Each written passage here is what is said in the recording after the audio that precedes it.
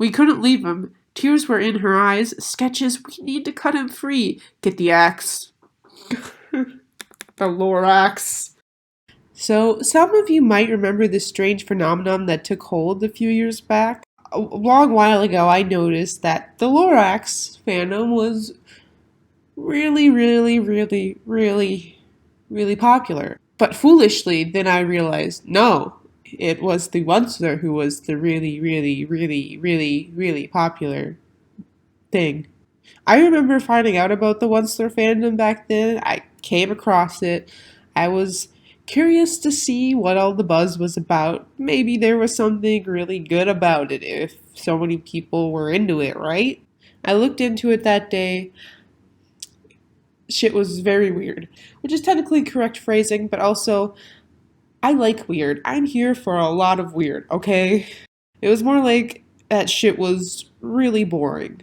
I had seen much better stuff from other fandoms and other creators, so I left after like 15 minutes and never looked back. But you know what? You know what? If I had seen what's in this video back then, today, wait, reverse that. If I had seen what's in this video today, back then, maybe I would have stuck around.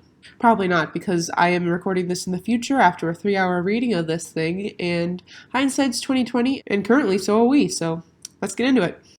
And also, I do want to emphasize that I very much do respect the people who make and create fan fiction. They do it for free.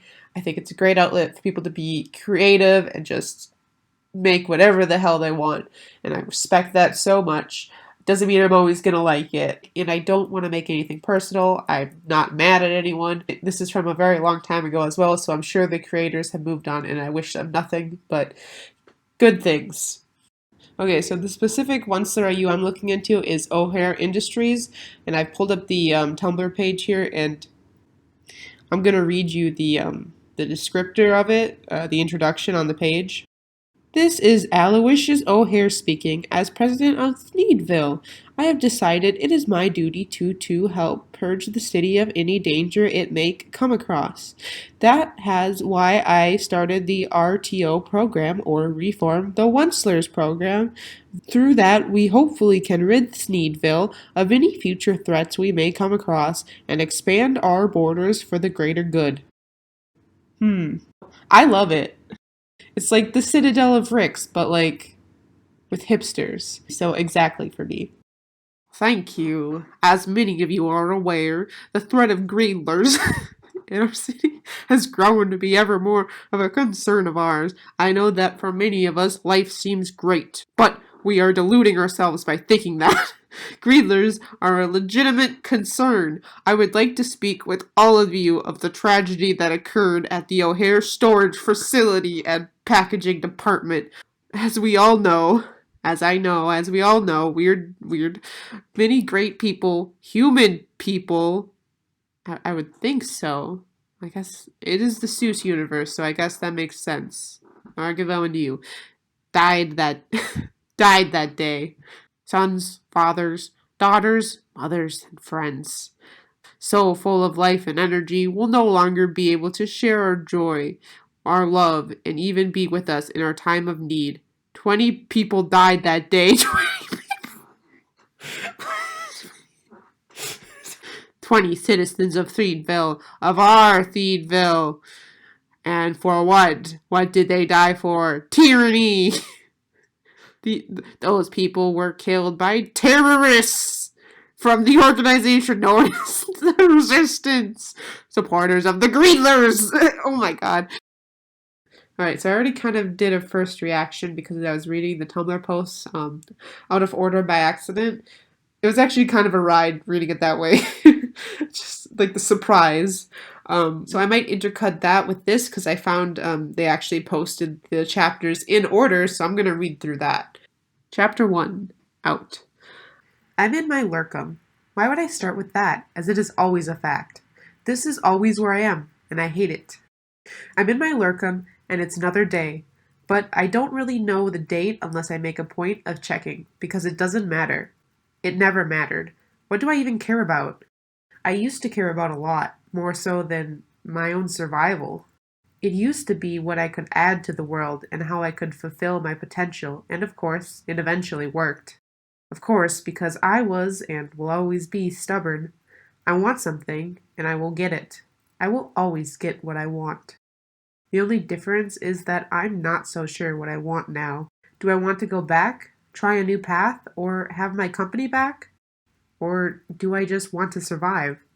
Do I even want friends? I push people away so much, but I don't know why. Perhaps because fighting for friends didn't really work, and I'm afraid these people won't understand me. I don't fucking no. I like the period right before no. Okay, I'm gonna do this accurately. I don't fucking know. The one thing I had to cling on was the fact that I was the Once-ler. But there's so many Once-lers. This is the patient zero Once-ler, I guess. And that was a title that I would never give up. But it wasn't until recently that I figured out I was merely a Once-ler among many others, just like me. I was actually a whole race the entire time. Who fucking knew? What the fuck made me so special?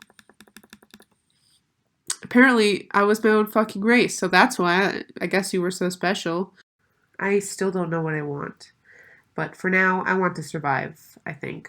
When one has lack of food and constantly lies about the amount they have, it makes it difficult just to ask for more supplies, as well as a huge step on my pride. I don't need people to help me out, because I can do it myself. My grandfather taught me stubbornness, I think. I decide to leave, though, I know. While I am somehow greeted with acceptance over the internet, in real life, people were disgusted by me.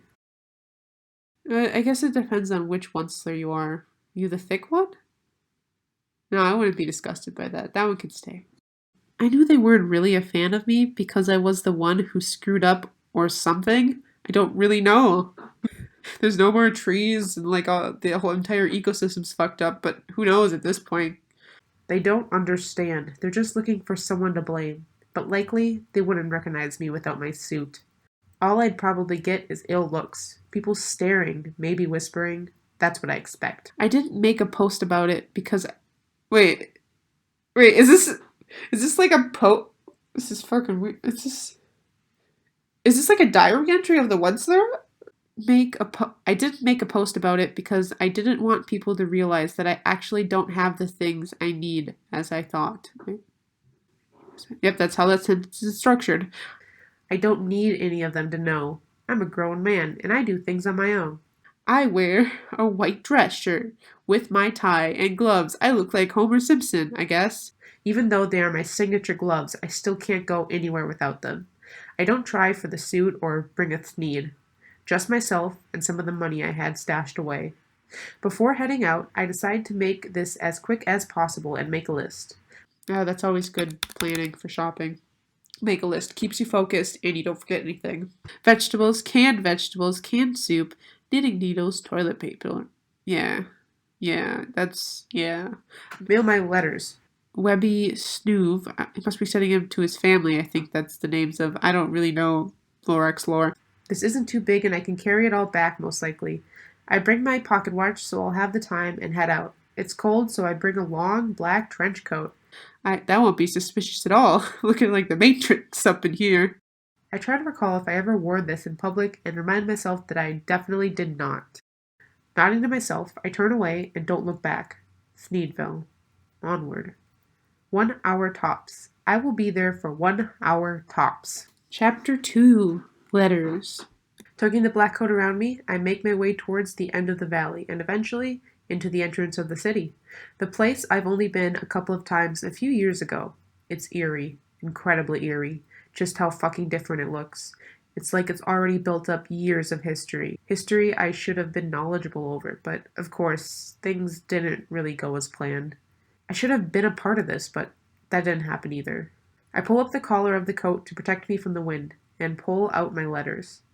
I'll mail them first, and then head to the grocery shop. Except I don't know where the hell to find a mailbox. I know for a fact there's supposed to be plenty around, but there aren't, and eventually I catch myself just walking into another shop, which seems to be some sort of antique place. It's dusty, but the air was so clean compared to where I live that it hardly tickles my throat, and I'm able to breathe just fine. I love this, but no, I can't get used to it. I force a cough anyway.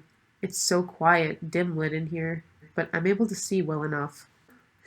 Excuse me, hi, hello. I raise a gloved hand trying to get the cashier's attention. She seems young, 15 maybe. She wouldn't know me. Or so I think. The girl looks at me, her eyes suddenly widen in such a manner that makes me feel more self conscious. Stop asking me to follow. I already did. Fuck. Yeah, I'm look for a post office or just someplace I can mail some. Is something wrong? I question as she begins backing up a bit and shaking her head at me. No words come out and I feel uneasy. Come on, an alias. Sorry, I didn't introduce myself first. My name is Rory. I'm not sorry. Not one bit, but I'm trying to be civil. Roy Banner was the name of my teddy bear as a child. Also an alias of mine. I've never gotten to use it in the past few years, and smirk for a brief moment at how naturally it came. Rory, right? Okay, well, I can mail those right here, actually. She replies, but she is far from calm, and I know there's something uneasy about how she's going about this. If I show her the letters, she will realize I'm lying, but on another note, just give me the letters. I said I'd mail them. No, it's. Never mind, I'll go. Give me the letters. I startle and pull out 3 of the letters, face down in stupid hope that she wouldn't turn them over. I want to yell or cause a scene or just leave because this isn't me. Listening to some 15-year-old dick shit over something like my property? This isn't me. Why the hell am I so weak? Why the hell did I just fucking give her the letters? That makes no sense. But at that moment, she turns them around, and I can't even pull them away from her. I'm the Once-ler, and what do? I run. I actually dart the fuck out of there like some scared-ass child. I'm not.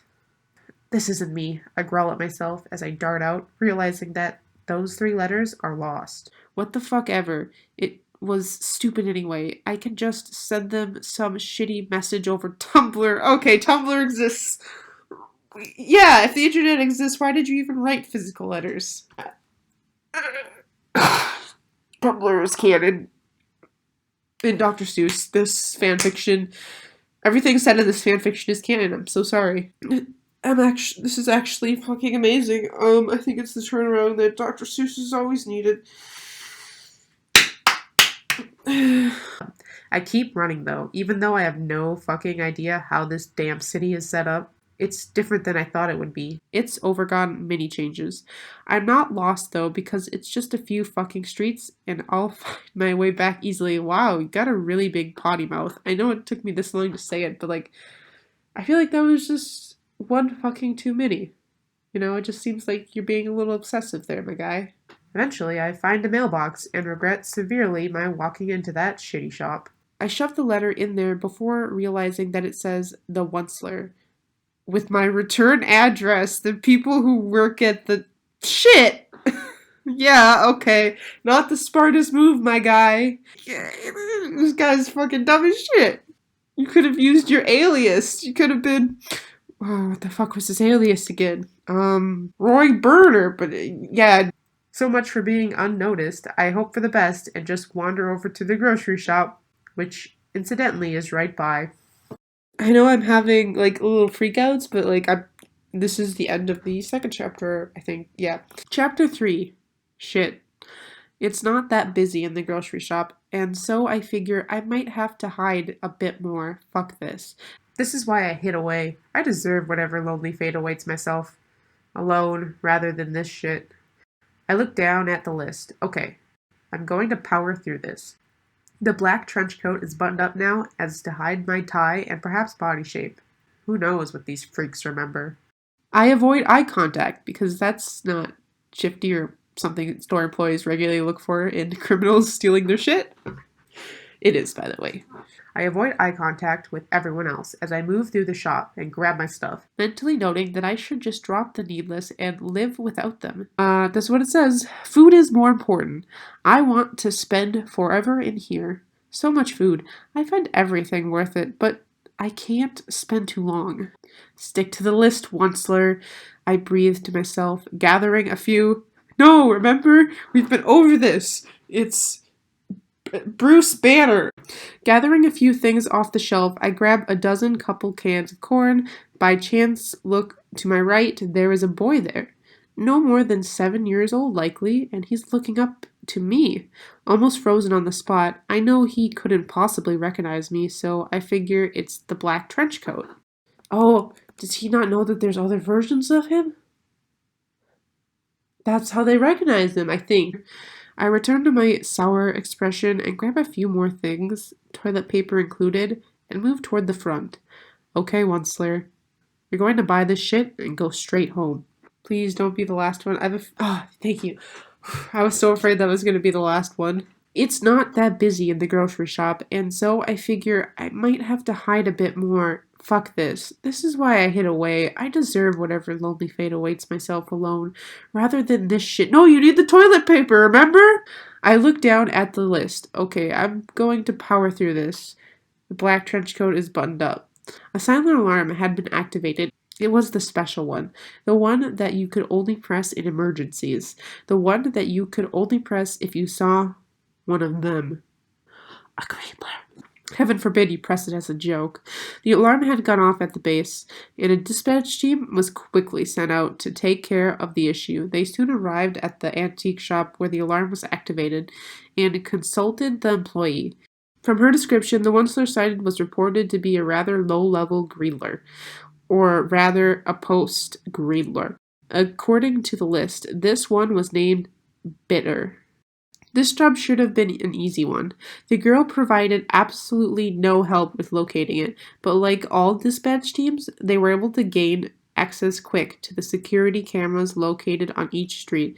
They spotted their man quickly enough and soon made their way to the small mom-and-pop grocery store he was seen entering. This is it? The blue suit turned to look at his companion, Dave. I like how they're not just hired goons. They're Dave. It's Dave. Technically, they were both Once-lers, but as they had both also attended and graduated the academy, that's where they get the smart-slers, which definitely turns them into the kind of hipsters that wear fake glasses. They had both been given their own perfectly normal names. Should be, the other said, because when a Once-ler is born, they are only granted the name Once-ler. For some reason, their parents know to do that. It's really strange. That is, even if they're born. Well, he was a child. Can Once-lers be born? Or are they made? Let's find out. Should be, the other said. He glanced down at the small handheld computer, replaying the video. Yeah, definitely. You ready, John? John gave a curt nod, and they both exited the car, setting his hand on the hilt of his stun gun. John took the lead and began to make his way towards the shop. I totally thought, almost said gun. I was like, holy shit, this fucking jumped up a level, but a stun gun feels about the right amount of force, so we're not quite at the Once-ler gun shootout yet. You gotta earn that one. I'm almost at the till and almost about to get in line, but I stare out at the cashiers, and this pathetic fucking stupid as fuck fear takes over. Un-Once-ler-like, practically, which is a very strange insult, but I guess it works well in this one specific instance. It feels wrong. Something feels off. I hate it so much. I can't do this. I thought I could, but I fucking can't. I'll go back to my stupid lurkum and stay there and never be able to leave again. I'm really curious. I'm really afraid that each one of these I read will be the last one. I'm really into it now. I need some kind of ending. Okay, the two entered the store and looked around, surveying the area. So far, no suspicious Once-lers in trench coats. Dave frowned, glanced down at the computer, then back again. This time, however, he could plainly see their man making his way down the aisle. He nudged John, who simply rolled his eyes. He had spotted him the moment they had entered. They gave each other a nod and made their way towards the Once-ler. They did a pretty good job at, getting the right words most of the time, but I think it's just, every fanfiction kind of has this because Like, yeah. I understand if you don't get an editor for your Once-ler fanfiction. Totally cool. Sir, we're going to have to ask you to come with us, John asked. I'm startled, mainly because I wasn't paying any attention. My head tilts up to notice the two in blue suits. This is fucking weird. It's like I have two, it's like we're triplets. It's fucking weird because we all look the same, and one of them's name is John, and that's fucking weird, no? I want to just sidestep them, but there's that nagging horrible feeling in my gut that tells me they figured it out. But what the fuck were they doing here? Why so fucking formal? No, this isn't right. This was supposed to just be a simple shop. If people hated me, that would be fine, just as long as I could get out fine. But these people seem to legitimately be serious. What? Like, fuck, I'm going with you. I'm not stealing anything. Actually, I didn't even buy shit. I just looked around, so how about you move the fuck out of my way? I mumbled angrily, shoulders hiked up in that slightly too large for me trench coat. Though, without waiting for a response, I dart to the side and attempt to stalk past them. Nope, nope, nope, nope. Not happening. Go get back to Lurkum pronto.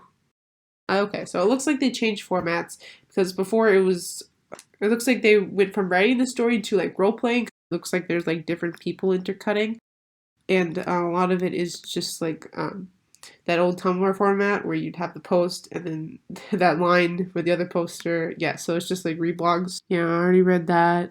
Most of this is just stuff we've already read. Dave stuck his hand out, catching Bitter by the arm. This was his first dispatch mission, and there was no way in hell he was going to mess it up. The consequences for failure were rather unpleasant. Also, neither Dave nor John could afford to be without a job.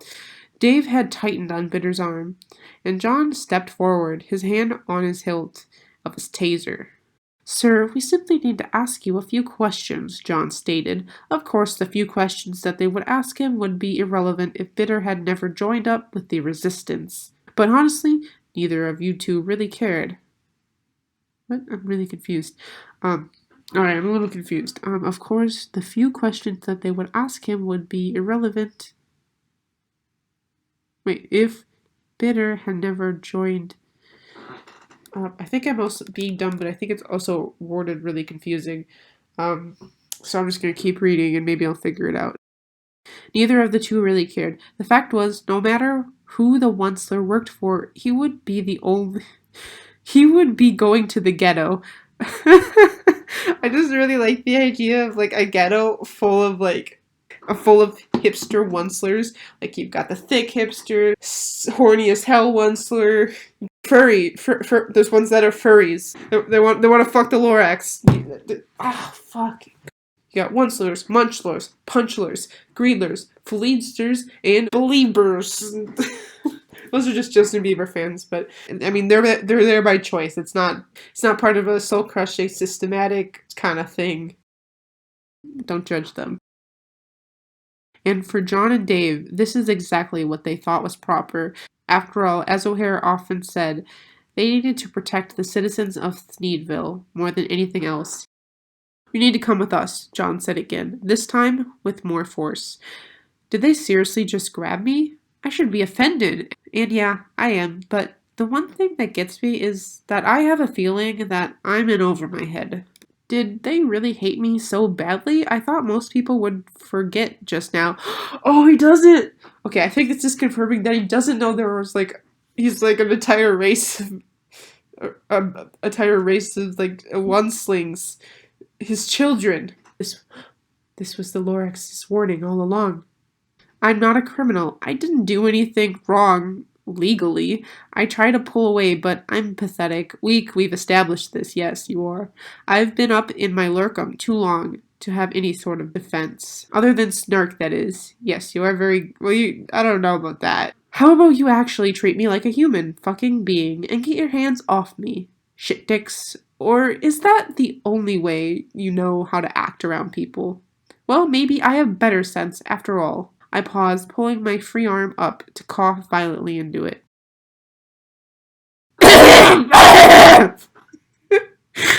Turns out that even being away from all the smog doesn't fix my throat issue. Well, this is embarrassing. Dave raised. Alright, I don't think they're dividing him into chapters anymore, so this is a really long chapter 3. I'll just name it really quick. Chapter 4 The Rise of Dave. Dave raised an eyebrow at Bitter. We need to act like adults? He asked, annoyed. He was about to say something else, probably something horribly sarcastic, but John interrupted with a cough. Listen, John said, crossing his arms. You can come with us in one of 2 ways. Quietly, or we tease you and you can drool into the back. Oh, we tase you. We can tease you and drool into the backseat of the car. I don't know why it's dumb, but for some reason, 2 once-lers are so epic in their snark that they'll literally like melt people's brains, and that's the image that that conjured for me. Quietly, or we tase you, and you can drool into the back seat while we take you to the base. John shot a glance at Dave, who shrugged lightly. They both looked back at Bitter expectantly. Oh wait, there's 3 of them. I didn't even notice. I don't know. Back at Bitter expectantly. I thought there was just 2 of them. Where the fuck was... Okay, there's 3 of them. They both looked back at Bitter expectantly, each setting their hands on their own respective tasers. Who the fuck are you to have the right to... You know what? I don't care. I clear my throat and tug my arm away, but most definitely not free. Holding up my other arm, however, I'm able to turn and elbow the one who grabbed me, I hope it's not Dave, though in attempt to get away, I fail once more. I'm a lot weaker than I initially thought. Dave exhaled sharply. Dude had a fucking sharp elbow. It was Dave! No, my baby! I have a deep connection to Dave. He looks exactly like the Once-ler. And you can tell it's him because he's the kind of once-ler that has a really hard time committing to long-term relationships and just doesn't know how to really commit to someone. Also, he's really into Harry Potter. He draws that little scar on himself with Sharpie for some reason. And also for some reason a Slytherin scarf. And one of those Dr. Seuss hats, but this one's specifically from the set of the live-action Cat in the Hat, because it's essentially a cursed item, and Dave is absolutely fearless, and he wants you to know it. He scowled at Bitter and pulled the taser from its holster around his waist, fiddling with the strap for a second before finally pulling it free. Listen, asshat. He was cut off by a dart zipped past him. He jumped back with a yell and looked at John, who had just fired off his own stun gun. That almost hit me! Yeah, you almost hit... Yeah, what the fuck? You almost hit Dave. Worth it. Besides, I got him. He motioned to Bitter. There was a brief second of silence between the 2 of them. So you did. I screeched loudly before I realized what the fuck even happened. Ah! That's my impression of a once-ler screaming in pain from being tased by another once-ler. A sharp tingling pain extrapolates from my chest, and I didn't even get a glance at who did that. Well, they all probably look the same, I'm guessing. It doesn't matter. It's still someone. Some freaking stupid person from this damn town that really does hate him. I hate people. I hate associating myself with them, and I hate having to deal with them, and I hate the fact that I am one of them. Okay, I wanted to wait till, some kind of interruption, because, I like how this is going on for so goddamn long. So, I just imagine the ones laying on the ground, just, twitching in pain, and this is exactly what's going through his head. Expected to come out and be with civilian? I was supposed to be on top. This is shit. Shit! I can't move, but I'm able to let out paralyzed groans as my feet betray me, and I feel like I'm falling. No! I try to shout, but it doesn't come out the way I expected. No, this wasn't what I wanted. None of this shit was, but I'd at least expect to be treated with humanity, if not dignity. John winced slightly as he watched Bitter spasm on the ground. Wait, what? John winced slightly as he watched Bitter spasm on the ground, feeling a flicker of pain that one often gets from simply watching. Nonetheless, he grabbed Bitter from under the shoulders and heaved him up. Did they both get tased? It just said the one did. The guy was light, but then again, John had never been the strong guy, especially if the said guy you were going to drag to your car was currently thrashing about like he had just been tased. Okay, I think they just misnamed them. Dave walked a little ways to the shop door to open it for John, who, to be honestly, that's exactly how it's.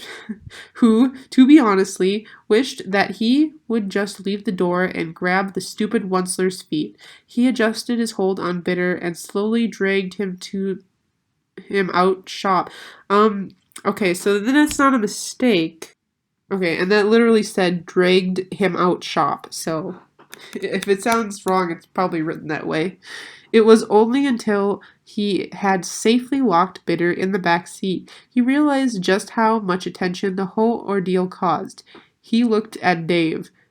We made quite a scene, didn't we? Yup. John slid into the passenger seat and clipped on the seatbelts. Safety first, after all. Even in a corporate dictatorship, I agree. They're not going to be happy about that, are they? Nope. At least we got the guy. Okay, so I think they did tase both of them. I was just confused. John rolled his eyes and leaned back as Dave started the car and began to head back to base. Okay, so the question I'm starting to get is... One thing... Okay, it's kind of what I'm waiting for, actually, is like... The gay. I'm waiting for it to get to the gay, because I feel like it's gonna get here. And I can't wait for that to happen. I really can't. So... as we continue. I'm still unable to make much movement to fight back, but by the time I'm already in the back seat of the car, my mouth hanging slightly open as I rest against the door, eyes locking to the front. Do want? I question as angrily as I can, but it all slurs together. I know I screwed up, but this isn't right. I wonder what Dave's gonna say to that. Probably something pretty clever. They end up taking him to the O'Hare Once-ler detention tower. There's also a weird, creepy Once-ler that just stares and doesn't acknowledge them at all, and that apparently all the other Once-lers and Dave are really creeped out by. But don't worry, that never comes back. They interrogate the Once-ler. It goes fine. He's got no information they want, so the Once-ler feels pretty worthless. And then they just throw him into a ghetto, into an apartment with 3 other roommates. Okay, now I was afraid that it was going to end abruptly, and now it's been going on for like unbearably long, and I'm still afraid it's going to end. I feel like we haven't gone anywhere, like we've gone like a block. But I'm too damn stubborn, and so when I was shoved away from my home into this blasted place, it's dirty, demeaning, sickening, and above all, it hits me just how meaningless I am to them. Less than human. A Greedler. I was given an apartment thing to stay in, but it had 3 other people there, eerily similar to me. Yeah, I thought we were over this. There were other Once-lers. We just talked about this. Eerily similar to me, though still not the same. Okay, I guess they're a little different. Like I said, there's the Smartlers, the Thicklers, the Sticklers, the Bicklers, and of course there's the Hitlers. I hated them. You hate everyone. Though still not the same, I hated them. I was going to just give up, but I fought, and likely threw what could be seen as a tantrum. I know, but eventually I got them out, locking myself inside the room. Home sweet fucking home. Oh, he kicked out his roommates! Fucking dick! Chapter 6. We meet Once-ler again.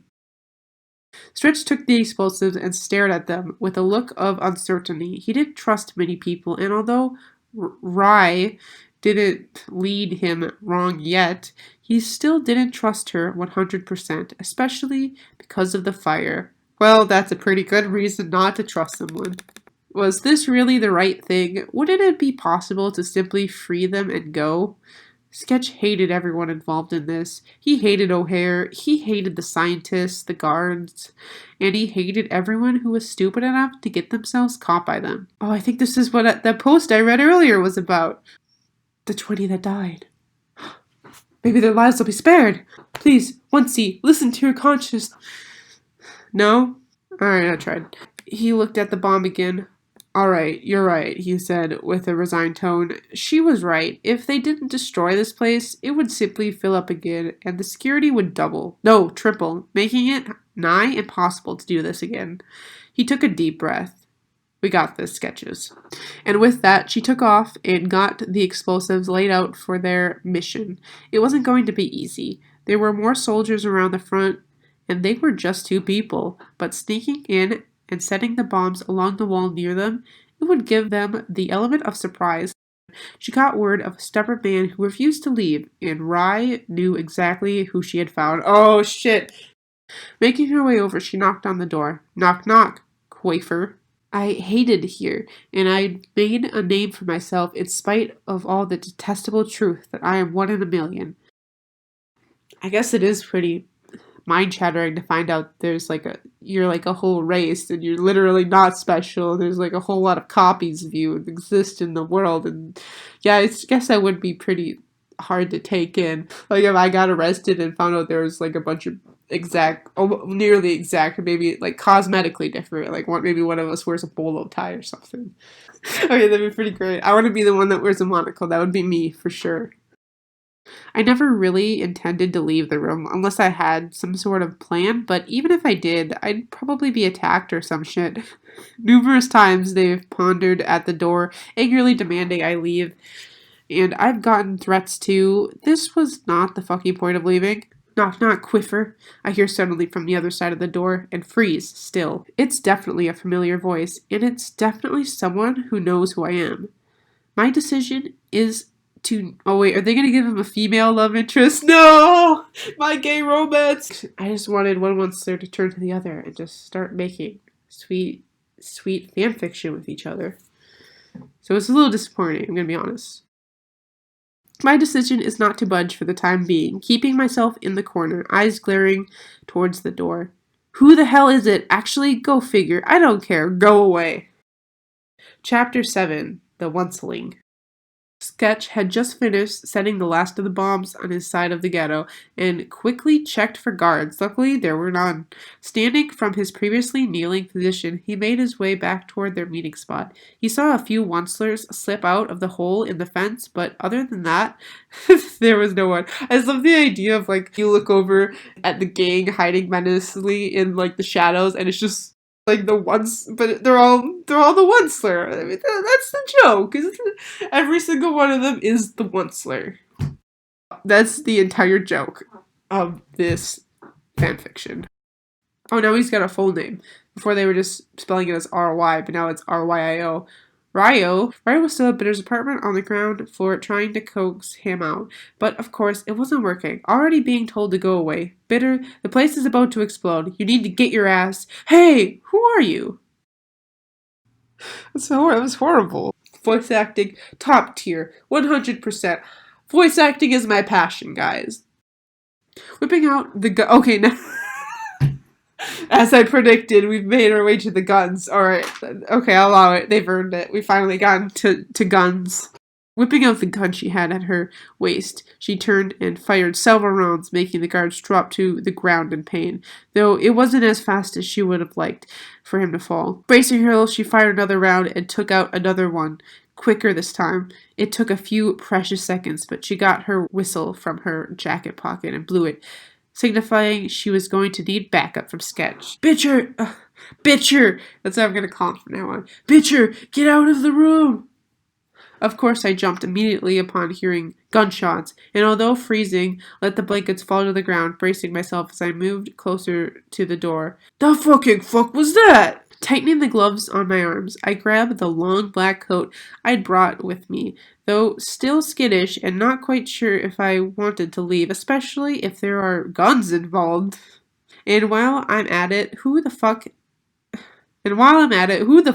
fuck are you? Not quite enough fucks in that one, sorry. Your voice was familiar. Rue? Oh shit, she is the love interest. The voice was familiar. Rue? My eyebrow raised slightly. The hell are you doing here? There's still someone inside, she slammed a hand on the locked door. Break it open. Bitter, get out of there! This place is going to blow! I pulled the coat over my shoulders as if I was just going to listen before listening to that voice in my head telling me to be stubborn. Because why the hell should I just do what everyone wants me to do? Why the hell does it matter? Why do I matter? Okay, this isn't the time. The fucking building's gonna blow up. I'm tempted to just move to the far end of the room. Okay, so this is, before I finish reading this, I'm gonna make a prediction. I might be wrong because fanfiction, I'm gonna read into this, but fanfiction, you never know. I have a feeling that this woman Once-ler, which I'm assuming that's what she is, there give me no reason to believe otherwise. She is going to be like in a at least a triangle, maybe even a hexagon, because like I have a feeling like all the Once-lers are gonna want to get with like the one woman Once-ler to make this like the weirdest, straightest thing possible. I don't. It's still weird, I guess. I mean, I guess it's. This story is already so weird. So like, how do you judge the weirdness on the weirdness? It's just what it is, I guess.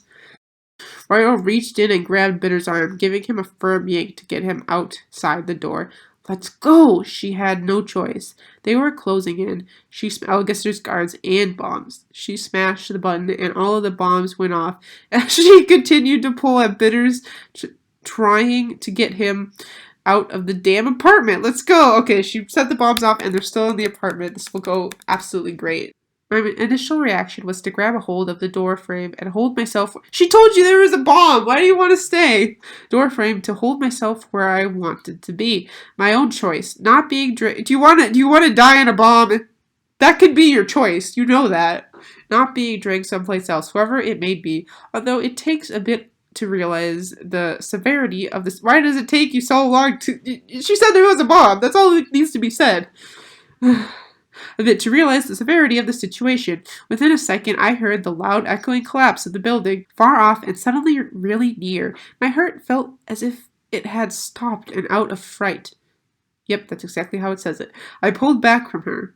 Yet the echoing collapse only kept biggering, and I jumped, my right arm slipping free off the door frame.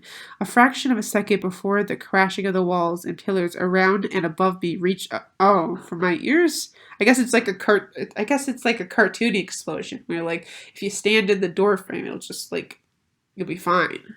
I shrieked loudly, about to just follow Ray to wherever the hell she was going to guide me before the ceiling fell. And when I say fell, I mean completely crumpled down.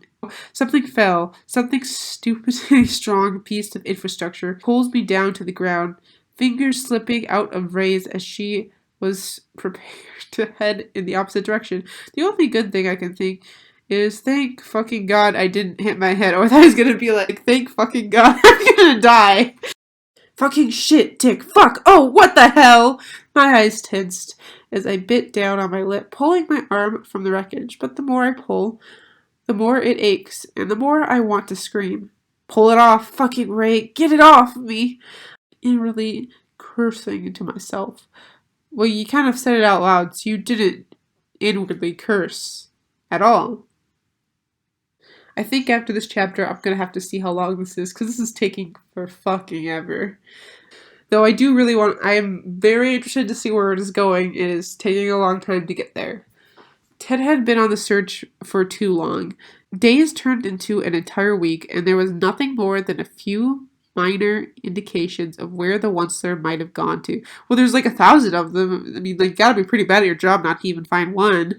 Ted is in this story for some reason. I feel like it's a little late, but alright, welcome Ted.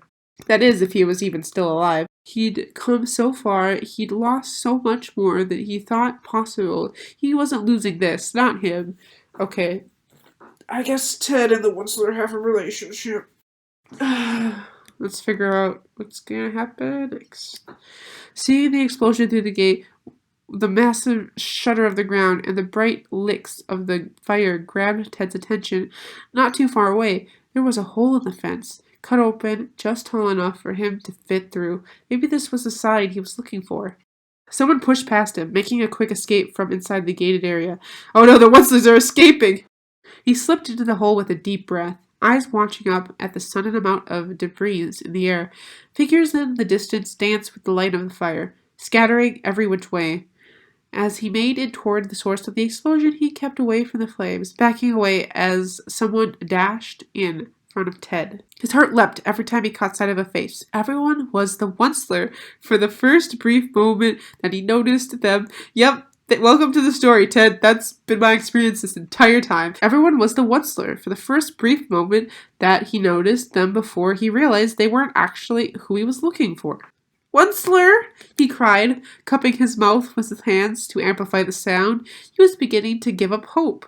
Ryo gasped loudly when she saw what happened, hands flying over her mouth in shock. When he cried out for her, she ran over, trying to yank the debris off him. Come on! She screamed, mostly at the inanimate object that were holding her friend captive. And having Sketches faint right now wouldn't help the situation either. Well, good thing that didn't oh, it probably did. Ryo moved away from the pile and looked at Sketch. We can't leave him. Tears were in her eyes. Sketch did not faint. Okay, good. Assuming you were hinting that he probably did, but that was just a joke. We couldn't leave him. Tears were in her eyes. Sketches, we need to cut him free. Get the axe. The lore axe. How the hell is this going to break apart the... No! Just fucking go. Leave me here. Fucking leave me here. And I'll be... I don't want to die. I really don't, but it's easier to let everything go than deal with the stress of what is going on. Fucking fuck. Why the hell did they have to come here? Ryo looks to Sketch. We can't leave him to die, she snapped. She was begging now. She lost... Avarice. I thought that was a word. I'm pretty sure it's a name. She lost avarice. She wasn't looking... God damn it. She wasn't losing this one either. I refused to let him die. In the distance, she heard what sounded like kids' voices, and she turned. You need to get out of here too, kid. She knelt beside Bitter again. Bits, this is the only way we can save you. I'm sorry. She refused to lose him too. Are you fucking nuts? I clenched my teeth together, my voice coming out in a whiny screech as my... This doesn't even feel like... Like, this character isn't even the Once-ler anymore. It's something else. It's something else.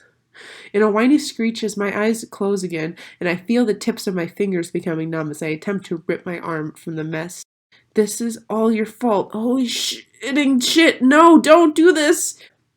Hit me, baby. Once-ler time. Sketch stood almost transfixed, chewing on his lip. Fuck no. Just do it already. Like, that's the thing with this. It takes like a million years for anyone to do anything. Or for the story to go anywhere, because they just go on endless monologues. Oh, God. Fuck no. There's no fucking way. He was chopping off someone's arm. He was better than this. Bitter would die otherwise. There had to be another way, right? There was always another option. He began to walk towards the axe slowly, too slowly, although every fiber in his being was screaming to stop at him. He picked it up. Don't do this. He didn't want you to. Stop. And there's a picture of a nervous Once-ler holding an axe in very dramatic lighting. And then there's another picture of a Once-ler staring up, crying, arm stuck. And then it's the actual... It's cutting off the arm, and there's the blood. Thwack! This place was a mess. It was falling apart, and the longer Ted thought about it, the more perspective there was to reflect on. Oh, we're going in... I wonder if this is a segue to another monologue. Ted's monologue. I love those. People were dying all the time. I don't know. I thought it'd be dark, but still be like... Whatever. I don't know what I expected anymore. Okay. People were dying all the time. There was a massive amounts of death all around him, and it was such a great force that even the most powerful minds in the world couldn't find a way to stop it. What the fuck are you talking about? I don't... What the fuck? Are you saying that death exists? Because it does. And then we experience the entire thing again from Ted's perspective. And I'm not gonna add that part in, though I did record it. You're welcome. We get it. And it adds nothing. So the Once-ler's arm gets chopped off, Ted freaks out, and then they end up passing out, and they end up in this warehouse hideout thing. For a second, I thought I'd heard something, and it took me a moment to realize that I actually had. Someone was talking to me, and I wanted to tell them to screw off, but had a feeling that I wasn't really in the position to do that. The voice was familiar, of course, and as I gathered my thoughts and self awareness, I instantly realized who it was. What the hell was he doing here? Wherever here is. My eyes closed more tightly, and I bring my left hand up to cover my face. Just the touch, making sure more assured that I'm actually physically here, though even that simple action made it more evidence that I was clearly dizzy. I'm no longer wearing my bulky coat, but I'm under a blanket, which I only know when wiggling my toes. Oh right, Ted's talking to me. Yeah, he is. We have to go. We had to take an hour to go into my monologue. Oh, sorry, Ted. I'm glad you're okay, Ted admitted in a single stream of words, all mushed together like he didn't have enough time to get them out. I sure let out a gasp in response to the pain level in my arm suddenly spiking, then bit my tooth together to stop myself, hand tightening over my face. They fucking did something to force me to leave! What the hell? Never safe. I managed to speak normally, though it came out more whiny than I'd intended. The hell happened? Must have screwed up my fucking arm. Biting down gently on his lower lip, Ted let out a soft sigh through his nostrils. Yeah, he agreed, not particularly wanting to go into exactly how badly the monster's arm was screwed up. The building was going to collapse, but we got out of there. A lot of crazy stuff is happening, and I don't exactly know how you got wrapped up in it, but I'm glad I found you. I was worried when I showed up at the Lurkum and you weren't there. Ted tentatively moved his hand to rest on the Once-ler's cheek, his fingers working their way into the hairline before his ear. Okay. So maybe the Once-ler and female presenting Once-ler isn't that bad after all. You've broken me. I've been broken. I try not to show much pain I'm in, although it's probably obvious as fuck in my expression and breathing. I try to run some fucking errand, but Sageville, hates me. Okay, so Ted and the Once-ler do a lot more talking, and the Once-ler's defenses start to be broken down, and Ted's kind of surprised by that. So Ted then is going to get some morphine, and that's only important because that also takes a fucking 1,000 years, like everything else. How much of the opposite of what the Once-ler wanted did it take to break him? I can't have been staring at it for less than a minute, trying to maintain the anger I've attempted to develop, but a lot of it momentarily converts to despair and hopelessness. It hurts. I wanted to mutter, leave me alone, but then I realized he was crying. Without meaning to, I snapped, the fuck are you crying for? He's perfectly fucking fine. Am I supposed to feel bad for him now? What the hell? I didn't get it. Ted was quickly growing attached to the more dependent side of the Once-ler. He wasn't sure if he could take being yelled at right now. I cried because of you, Ted admitted through a trembling breath. The corners of his mouth pulled as he tried to force himself to stop. I can't believe this is happening. I should have been there. I could have stopped you from getting hurt, but I didn't know. He rubbed his eyes, using the back of his hand to wipe up the remainder of the moisture on his cheeks and chin.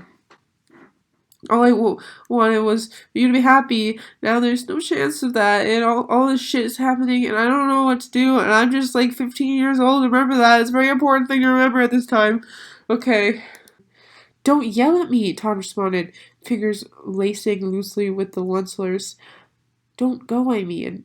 The teen took in a slow, deep breath, managing to stop himself from being so overdramatic. Overdramatic, his ass. There was no way he could be overdramatic about the Once-ler losing a limb. A fucking limb! Don't die, ever. With a fro. Okay, they definitely. Oh my god. I couldn't just be reading into it, but oh my god. I started this. It's been like 100 goddamn pages, so now I gotta finish it. Ted wished he had someone to blame apart from O'Hare. O'Hare was just the figurehead, who everyone knew, but no one really saw. He was like a figment of the imagination. No one could get close enough to touch him. This was so very real, and it was all a byproduct of oppression, of hatred, of tyranny, and a really weird class system. Weren't they collectively as a human race? I don't know honestly at this point. I don't know. Weren't they collectively as a human race supposed to be above all this? You know what? I don't know. Is this part of the human race? Cuz I don't know. This is something inhuman. That's all I know. I scowled as Ted demanded I not yell at him. What the hell did he expect? I couldn't look at him, closing my eyes tightly and skip some of this. What the hell went through her head when she thought it was okay to blow up a fucking building that I was in, nonetheless? Oh God, I feel like I'm reading the same paragraphs over and over, and sometimes I literally am because I continue with another page, but another way, it feels like we're just going over the same shit again. Oh, he didn't know that woman's name, and she helped save the Once-ler's life. They were going to work through this no matter what. Ted wasn't going to go anywhere. Okay, Ted. I'm okay. I can't keep doing this. I can't keep picturing the kid from the movie. So I'm just going to picture Zac Efron from High School Musical, which technically is a minor. Fuck. Okay. I'm going to envision. What's Zac Efron's real name? Wait, is that his real name? I thought that was the name of him in the movie. Troy Bolton! Troy Bolton! I thought Zac Efron was the name of the fictional character in High School Musical, and Troy Bolton was the name of the actual actor, so oops. Let's just imagine Zac Efron reprising his role as Zac Efron as a much older, like, current age. How old is Zac Efron? 32. Yep, a 32-year-old man. Okay. Alright, he doesn't want to move. Where did you even get this shit? Doesn't fucking matter. Just the small bit of movement made me dizzy, and the blood rushed to my head, but now I am able to hide my face. I turned my fucking hell. Dot dot dot. I don't dare say anything on fear my voice would crack, though. The sure as fuck wasn't fair, and this sure as fuck wasn't okay, and accepting failure was not exactly a strength of mine. I feel like I'm gonna get to this next page and he still doesn't give him the damn morphine. Ted popped open. Still didn't give him the fucking morphine! Ted popped open the case and eyed the needle with memory. It was something that was stolen and cruel and symbolized everything Ted hated. The medicine? The needle was the war. Oh, okay. The needle was the war, some tiny temporary patch that was supposed to relieve a much longer problem, but all in all, it pierced the skin and branched out to mask the pain, twisting the mind into thinking for a time that the pain isn't really there. Okay, that is kind of beautiful, but like, not now. Just give him the morphine. Oh, hospital, he muttered, half aware he was even saying it. Fuck off. I'm just gonna skip this. He's still giving it to him. Okay, I'll get your water for you. He's gonna get the water. He's talking about how much it hurts. Okay. It was supposed to help, right? But you said brace yourself. Fuck. Oh my God. The rest of that chapter is just like more of the same. Oh my God. Oh no. I was just reading ahead to see if I was going to read this paragraph, and oh my God. Oof. I read the words down in trousers and I freaked the fuck out. I honestly had like a mini heart attack there. False alarm, guys. He kicked it out of the way on the floor and pulled the Once-ler's shirt back down over his trousers. I'm just skipping to wherever they're talking now, just to make things go faster. Oh, fuck. Ted whispered, moving one of his legs on the couch on the other side. The Once-ler, he placed his hands above the man's waist and lay down, supporting him. Shh, come here. Troy whispered. Troy had never really acted this way before, not really with anyone. He didn't mind people, and sure, hugs were great, but this extended longer to be close to someone Never crossed the brunette's mind. Okay. Wrapped his arms around the man's torso, he glanced down at his bad arm, guilt automatically squirming in his stomach at the sight. If only the Once-ler knew how much this was affecting Troy as well. This is fucking stupid, you know that? I breathed, noting myself feeling weak for every moment. How much fucking blood did I lose? Oh, I didn't say that. That was just in his mind, if it wasn't clear. I explained sternly, irritated by the attempts to make me that bundle of optimism I used to be. That's just not who I am anymore. This isn't all you are. I hope you know that. This version of you is just a phase, and it's going to pass, Once-ler. He knew how hard this was going to be, but Ted lived for this moment. That he could see the Once-ler smile. Smiles were like the air Ted breathed. He could walk down the street and something grinned and instantly... Okay, this is... If it's not what I think it is, it's still fucking weird. It's a very weird relationship these two have. He could walk down the street and see someone grinning, and instantly his day was better. Okay, so I guess this is just a general thing, not just a Once-ler thing. Still weird. But the Once-lers were so few and far between that they were so much more special than that. And Ted was afraid he'd seen the last one. There's like 1,000 of them around. There's like a whole Once-ler town. There's like so many. Ugh. Ryder looked back at him and jumped when he fell. Thankful the new guy was there to catch him. It took a moment to register, and then she realized, yes, she'd be angry too. I did what I had to. You were going to die if I left you there. And if we didn't destroy it, more people would have been locked up like you were. Darling, you have every right to be angry, but I did it because I didn't want to see you die. And you clearly don't want to die. If your anger is what I get in return, then fine. I just want you to live. And with that, she left. That was, see, I like her. That was short, simple, and to the point. I love that. I crave that. Troy's fingers curled into the Once-ler shirt. She's the one who donated the building. Did that inadvertently make her the cause of all this? Or of the Once-ler's lost limb? Was Sketch in on it too? Okay, I feel like I haven't made a chapter in a long time. Let's say we're at chapter 9. Actually, chapter 10. And I'm going to call it Too Little, Too Limb. I'm sorry, it's like 2 a.m. and that's the best you're going to get right now. Troy groaned, gesturing at the Once-ler's arm. This happened. It just happened. Out of the blue. And now you have to deal with this. But I have to deal with it too. You literally don't, Ted. Go home. Troy couldn't look at him. Now he let his head drop, his eyes downcast. I'm in love with you, and you're just alone isn't a thing anymore. And maybe you shouldn't have looked. It broke off, becoming quiet as he continued speaking, trying to make sense of it, but instead growing angry, irritated. What the hell was he playing at? Why would that ever be a thing? But mainly, I was pissed off that he'd even say something like that, whether he meant it or not. At a time like this, I have too much to deal with, and he couldn't see that. I decided not to think too much into it, because I knew it would just piss me off more, or just be too much to deal with. With a quiet groan, Troy let his body relax from a moment of build-up and fell against the side of the couch to bury his face in the cushion.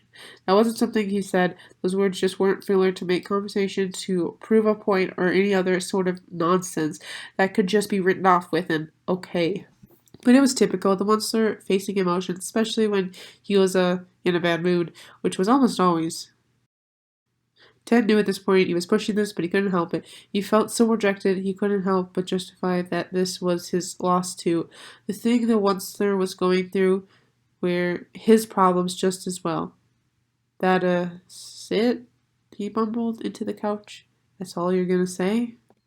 Was he crying or something? I didn't want to look up and had already made my point that I didn't care right now, that I didn't want to deal with it right now. It's hard and stressful already, and all I can do is grow in frustration.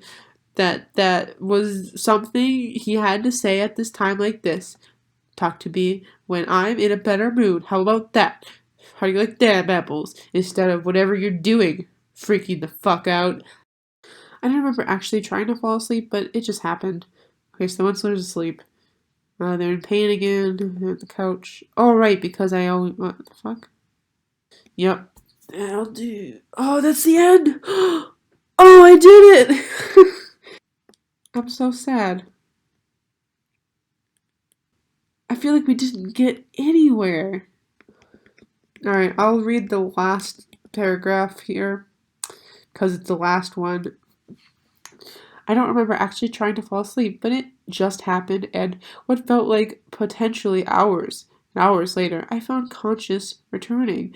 I was in pain again, not that it ever stopped, just as badly as before, like the morphine wasn't even in my system at all yet. Even laying down, the dizziness was still evident. I stretched my legs out, easy hitting the end of the couch. I've been lying here too long. Why do I feel like shit? I murmured, not even sure if anyone was in the room anymore, so it was more to myself. Alright, because I always did. Fucking A. I took a breath, opening my eyes to look upon the still unfamiliar room, and that's where it leaves off. That is the end. I really wanted to, like, know more about the actual story and, like, what was up with that. What happened to Dave? The once-ler that was just like staring off. Like, I'm sure this person had plans, but like, see, that's the thing. I kind of knew this thing was gonna stop abruptly because, like, when you have rambling fan fictions like this, I feel like you eventually just like run out of steam and you just like gone through nothing. I can't say nothing because it's very long, but like, we didn't even get to see Mr. O'Hara, what the deal with that was. And like, or the factory thing, because on the main page it mentioned something about 20 people died in Sneedville factory. That didn't show up anywhere. I mean, I feel like the first few chapters were very strong. I really liked those. I don't know, I just thought they were funny. Like, they come into a store and other once-lers come and they grab him. Like, he gets taken to a once-ler town or a ghetto, and I'm like, that has to be funny. Like, that has to be something, like, at least interesting. And you have to do something entertaining with that. And then, no, God, because everything goes on forever, and then we spend the rest of the fan fiction just like in this room talking about morphine, morphine, give me the fucking morphine, and then yeah. Also, I have to know how it ends. So if you're one of the people that wrote this, because I'm pretty sure there's at least two, hit me up. It's a project that someone had a lot of passion and had a lot of fun with. I respect that, even if I didn't like all of it or agree with some of the choices. But also, since this is the official end, I have decided to take on the responsibility of finishing it myself. A sort of fan fiction of the fan fiction, if you will, because we deserve an ending, and I've been recording for about 3.5 hours. So, tune in for part two, where I write the ending to this. I've already got a lot of ideas.